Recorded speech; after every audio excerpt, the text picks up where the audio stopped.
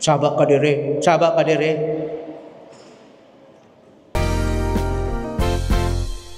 Hi! 50. Hi! Balik dos. Sa gawas. Hi! Luya, balik utso. Salamat. No, praise the Lord. No? Atong pakpakan ng Ginoo, pinakakuso nga pakpak. Amen. Yes. Nindot kaayo. Ato na matubag. Nganong akong ni-greet kaninyo og hi. Ayun ko, hi! Inyo tubag? Low! Ubos. Yes. Low. Ngano man. And that is the gospel in today's Sunday celebration. To be low, lowly, humble, magpaubos. Kumutanaw ka sa ubos, yuta, unsa man na siya? Yuta man na siya, pader. Yes. Kung sa in English man na siya, humus. In English, Latin, humus, lapok, or yuta, kinahanglan, tunob-tunoban. Kay magpaubos ka. Kung tunog-tunuban ka, sa imong pation. Hello? Kung tunog-tunuban ka, sa imong pation mo. Biay-biayon ka sa magpulong sa Diyos. Nagsangyaw ka, pero inon ka, ay, unya, sige kag simba, nagdato ka. Usa ka pari, kauban ako, bago pang naordinahan, samtang nag-celebrate og fiesta ma sa usa ka barangay, usa ka baryo. Puno kayo kay daghan mga tawo nanimba. Human sa misa, normally dunay humagmisa dunay labisa, kaon. Muna ampay natong tanan. So karon, human og misa, while nag-ilis ang maong pari nga naordinahan, bata pa kay tanawon. So, he changed his vestments, naghimo na t-shirt and slippers. Nagdali-dali siya, kay naman sila ing misa schedule. So, he went to the table where the banquet was being prepared. Na nakabutang sa table dito, special guest, special VIP, visitors, and for priests. Table for priests. Karon nilingkod siya, kay nagdali-dali lagi. Paglingkod niya, na I need to all usa ka servidora or usa ka usher or usherette. Excuse me, sir, excuse me. Na ay nakabutang, sir, table for priest. So nitanaw ang usa ka pari, sige, okay mo, excuse dito na lang ko. Wa di inihinaybawaan nga usa dito siya kapari. Kay gano man, ordinaryo naman kayong gisuot, nag-t-shirt, nag-chinilas, nagdali-dali. So ordinary. Unya, nangabot ng mga pari gikas misa. Dito nangatawa. Paglingkod ni mo siya, "Oy, pader, naman ka diyas layo. Come with us, join us here." Sus, nalunggan bitaw to sa asherin. Hala, pari di ay na siya. Nauwaw kayo na mula siyang maayo ug yang giduol, "Father, I'm so sorry. I did not even recognize you that you are a priest." Kung ningo says, maliit na bagay, ayaw problema na, nay, okay na yun na siya. Di ba? Usahay nun, anak. Usahay, kung dili, maulawan kita nga moadto sa tumangan, sa bangkete, usay kita may hatag magkapakaulaw. O mga igsoon, kinahanglan ang ato ang disposition must be, sa to? Hi! Ora magikapoy lagi mo. Low. Unsa man ang low, mga igsoon? Kung maingon kag low, kinahanglan ang imuhang disposition, usahay man ko sa atong kinabuhi, ganahan gyud tao. Kana bitang uso man gyud ding social media karon, no? Walay usa ni ari diri nga walay cellphone, right? Ay ko ina ni ari mo nga wa kay cellphone sa imong bulsa. Na ayun na. So kusog ning social media karon. This is the trend. Kinahanglan trending, sikat. Kung maingon tag low from letter L, likes, being likes, you are liked by many people, muna ganahan na to. Mong upload kag nindot kayo. Example, ganahan ninyo, musimba ka karon, imo suot espesyal bagong palit sa asa gipalit. Ato ta sa pinaka new star. Malon. Unya imo dayon kuha nimo cellphone kay magpicture ka usi tawag na. Yes, selfie. Pero unsa na kana mga hashtag O maayo gyud OOTD. Unsa man na outfit of the day. I-post karon. Daghag likes o walay likes. Malipay ka kon daghan og likes, daghan og followers, right? Of course, kisa mo hindi malipay at hala, grabe, million views. Malipay ta. Million followers. Million subscribers. Kausa ni adto ko sa usa ka lugar. Adto ko sa mall. Lakaw-lakaw ko dito. Sus nawag, Father! Ikaw man ang Father katong vlogger. Gi-follow pa yata ka, Father. Kamo, naka-follow mo, wa? Na delikado mo.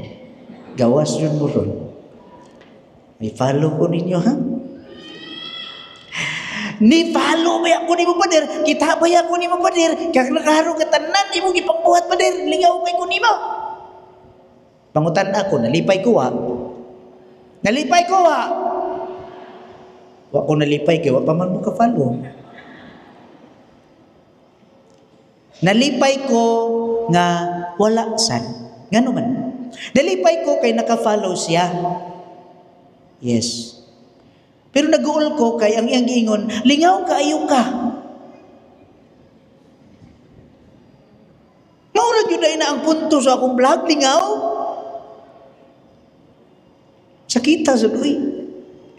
Kasi may akong tuon unsay akong i-share sa ebanghelyo, sa pulong sa Dios, unsaon ako mag-connect sa daily experiences na to. Pero may nga lingaw kay kapatid. Mao na to.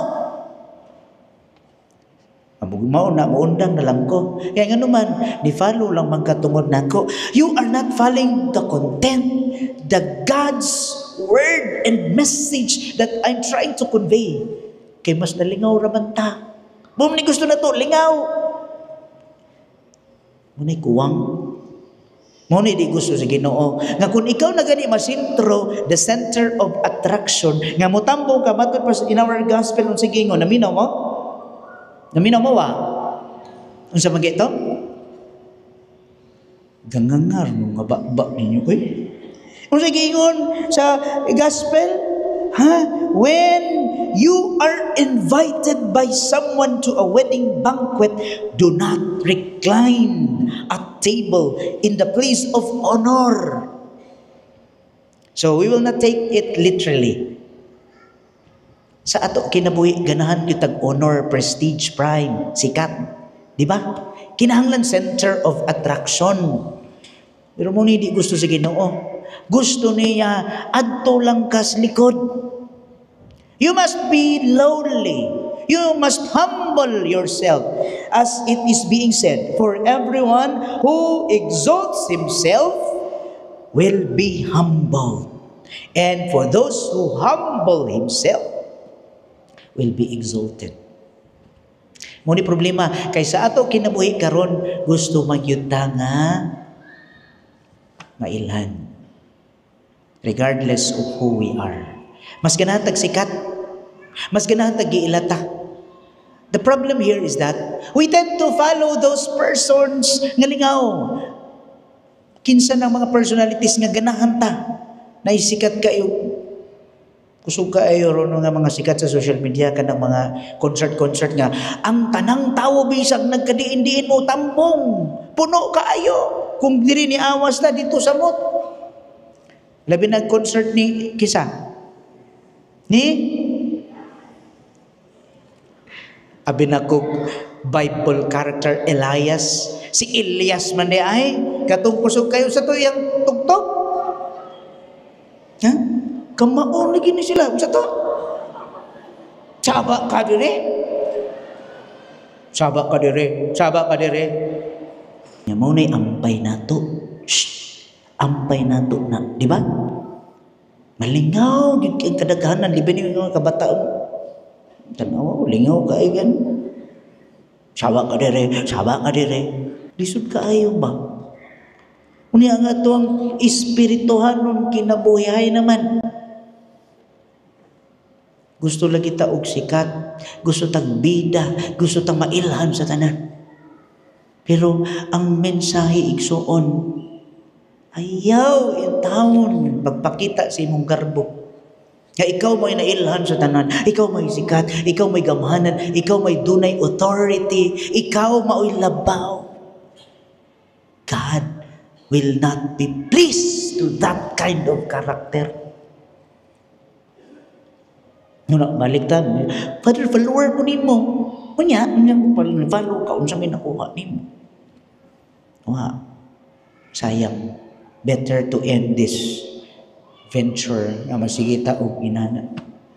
Sayang mga igsoon. So, kung may taglo, unsa to ilo gani? Unsa to? Likes are not everything.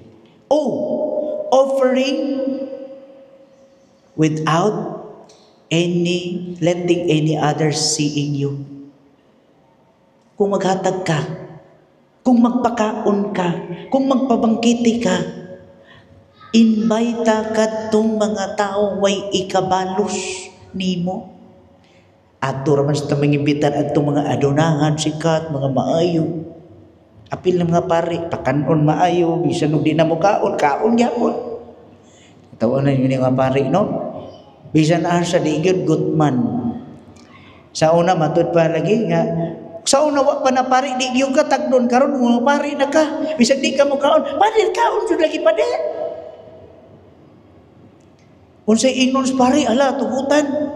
Lamia pud ani ninyo sudan, dalhana padir, dalha. Uy, kalami lagi kayo ana, dalha pud na padir.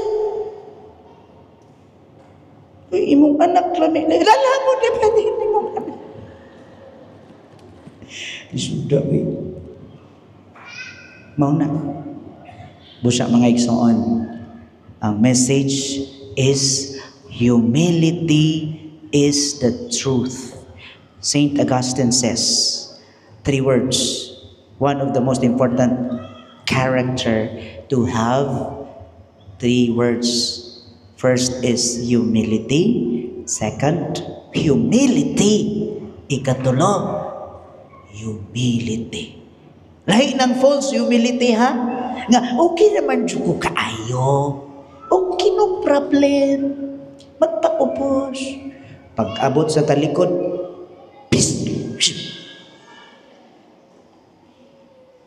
lisuda sa dana. Lisod. Usa, let us be reminded in today's gospel. Ha? Magpaubos ta sa tinud-anay. Sama sa atong Ginoong Dios. Kanunay siyang naglansang siyang kaugalingon tungod sa atong kagahig ulo. Taas man ta og garbo. In English pa, taas og high pride. Redundant na. Taas na, high pride pa. Naataan na. Upaning kamutan nato. Nini atong pagtambong karon, mutuhok uta ni dili lang sa atong huna-huna kundi ipatiglong sulod sa atong kasing-kasing. Haron ang Ginoo mahimuot kanato. So, kung pangutan-on mo asa magaganahan mag-trending diri sa kalibutan o dito sa kahimayaan. Pili lang kung kamuray na sayon, kung unsaon pagbuhat uban sa grasya sa atong Ginoo. Ay sang